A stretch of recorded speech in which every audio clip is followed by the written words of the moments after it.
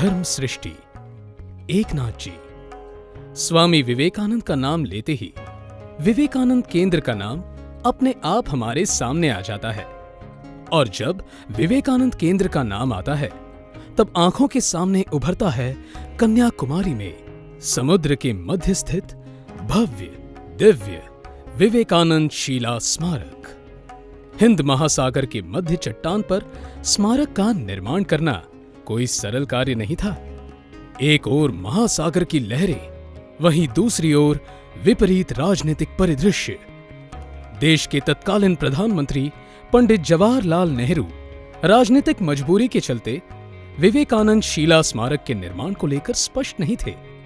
तत्कालीन केंद्रीय सांस्कृतिक मंत्री हुमायूं कबीर प्राकृतिक सुंदरता के लिए ये ठीक नहीं होगा, ऐसा कहकर स्मारक के निर्माण को सही नहीं बता रहे थे।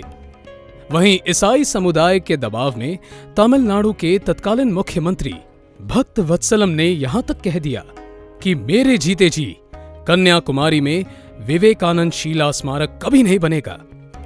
ऐसी विपरीत परिस्थिति में विवेकानंद शिला स्मारक के निर्माण का दायित्व माननीय एकनाथ जी रानडे को सौंपा गया। एकनाथ जी ऐसे व्यक्ति थे जो किसी भी प्रतिकूल परिस्थिति को अपने कार्य के अनुकूल बना देते थे। यह उनके व्यक्तित्व की विशेषता थी। एकनाथ जी ने सर्वप्रथम पूरी राजनीतिक और सामाजिक परिस्थिति का सूक्ष्म अध्ययन किया। स्मारक के निर्माण के समक्ष आने वाली सभी बाधाओं को बिना कलह और झगड़े के दूर करने का उन्होंने व्यवस्थित नियोजन किया। वे जानते थे कि स्वामी विवेकानंद के विचारों से सारे भारत में राष्ट्रीय चेतना का जागरण हो सकता है। इसलिए उन्होंने विवेकानंद साहित्य का गहन अध्ययन किया।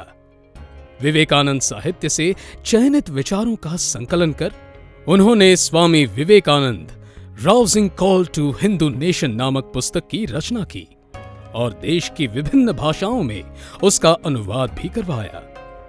हिंदी में हे हिंदू राष्ट्र उत्तिष्ठ जागृत और मराठी में हिंदू तेजा जागरे नाम से ये पुस्तक आज भी उपलब्ध है। ये पुस्तक इतनी लोकप्रिय हुई कि देश की सामान्य जनता ने इसे हाथों हाथ क्रय कर लिया। स्वामी जी के विचारों से सारा भारत प्लावित हुआ और स्मारक के निर्माण के लिए देश में अनुकूल वातावरण बनने लगा। एकनाथ जी हर समस्या के मूल में जाकर उसके समाधान का विचार करते थे। यह उनके स्वभाव की विशेषता थी। वे विपरीत परिस्थितियों के आगे कभी नहीं झुकते थे, अपितु हर चुनौती को अवसर के रूप में बदलने में वे निपुण थे।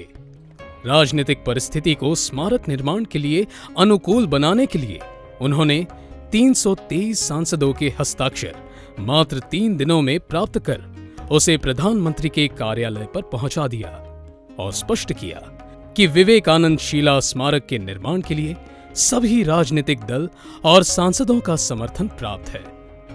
इसलिए स्मारक के निर्माण के लिए त्वरित अनुमति देना चाहिए। इस तरह सर्वसम्मति से विवेकानंद शिला स्मारक के निर्माण की अनुमति भारत सरकार से प्राप्त हुई। अब स्मारक निर्माण का कार्य तेजी से शुरू होना था और इसके लिए धन की आवश्यकता थी। एकनाथ जी ने व्यापक धन संग्रह की योजना बनाई। उन्होंने 1 रुपए और 2 रुपए का कूपन बना के देश की सामान्य जनता से लगभग 85 लाख रुपए संग्रहित किए। उन्होंने देश के सभी राज्यों के मुख्यमंत्रियों, सभी राजनीतिक दलों के सांसदों से सहयोग राशि प्राप्त की। एकनाथ जी के इस कुशलता का परिणाम ही था कि स्मारक के निर्माण का कार्य तेजी से आगे बढ़ा और केवल 6 वर्षों में हिंद महासागर के मध्य भव्य शिला स्मारक का निर्माण हुआ। 2 सितंबर 1970 को इस राष्ट्रीय स्मारक का उद्घाटन तत्कालीन राष्ट्रपति श्री वी गिरी के हाथों किया गया। पर केवल ग्रेनाइट से बने भव्य स्मारक के निर्माण तक एकनाथ जी कहां रुकने वाले थे।